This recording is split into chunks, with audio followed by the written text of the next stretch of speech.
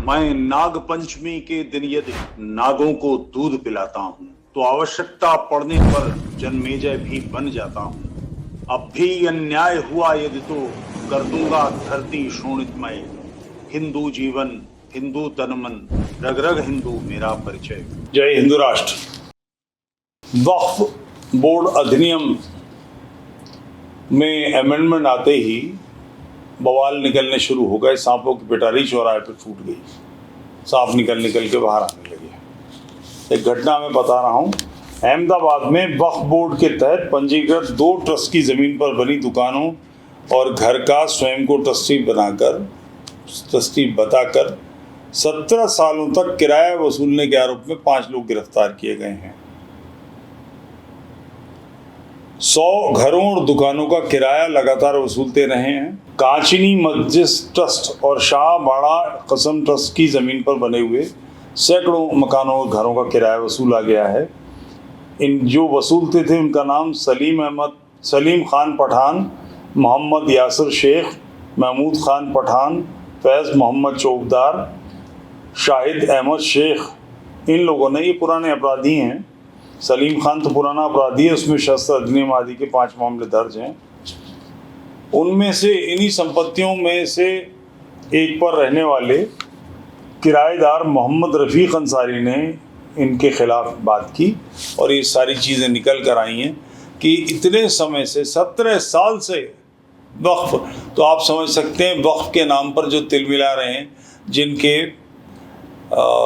मिर्चें लग रही हैं और जो दोनों हाथ पीठ से अपना पिछवाड़ा पीट रहे हैं, उसका कारण क्या है? क्योंकि उनके ये सारे कुकर्म अब सामने आ रहे हैं। ये जो YB कुरैशी पुराने चुनाव आयुक्त कह रहे हैं कि भारतीय जनता पार्टी ने वक्फ बोर्डों के खिलाफ बड़े पैमाने पर वातावरण बनाया, झूठी इन्फॉर्मेशन दी, वो बेसिकली खुद झूठे हैं और वो या उनके आसपास के लोग निश्चित रूप से वक्फ बोर्ड की धांधली में जिम्मेदार होंगे। अब ऐसे सैकड़ों केसेस निकल के आने वाले हैं। आप कल्पना कर सकते हैं कि लखनऊ में, दिल्ली में, बड़े बड़े केंद्रों में, बम्बई में 100 रुपये, 200 रुपये, 300 रुपये, 500 रुपये महीने किराए पर बड़ी बड़ी बिल्डिंग चल रही हैं, क्योंकि उसकी पगड़ी की रकम वो करोड़ों रुपए की आंटी कर ली मुतवल्ली ने या वक्फ बोर्ड के आदमी ने, और आप 100 रुपये महीना जमा करते रहिए। वक्फ बोर्ड से पूछा जाना चाहिए कि आपने आम मुसलमान के लिए कभी कोई स्कूल बनवाया, कभी कोई अस्पताल बनवाया, कोई काम किया?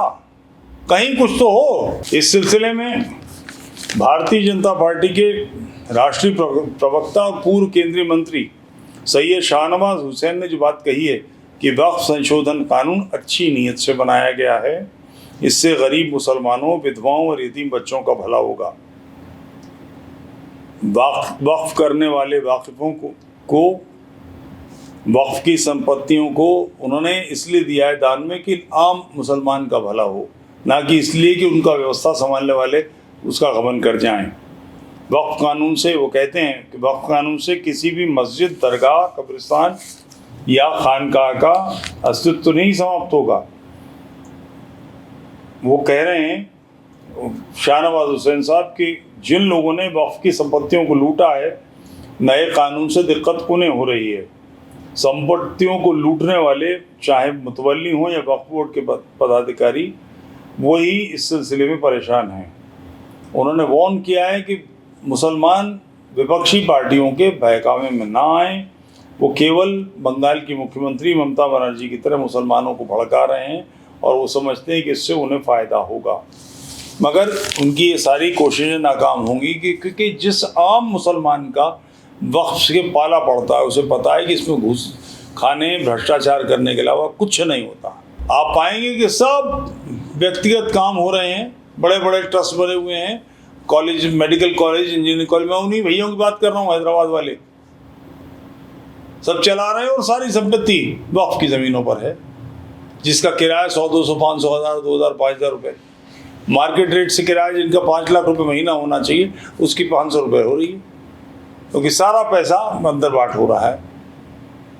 आप कल्पना कर सकते हैं कि 17 साल तक किराया वसूला जाता रहा और वो भी तब सामने आया जब अमेंडमेंट की बात आई, किसी को लगा कि अब एक सरकार आई है जो दृढ़ता से काम करेगी, तब उसने एप्लीकेशन दी और मालूम पड़ा कि जो पैसे वसूल रहे थे ये कभी भी वक्फ के मुतवल्ली नहीं थे, वक्फ संभालने वाले लोग नहीं थे। ये पूरा का पूरा धांधलेबाजी से, जालसाजी से भरा हुआ मामला है। जय हिंद राष्ट्र।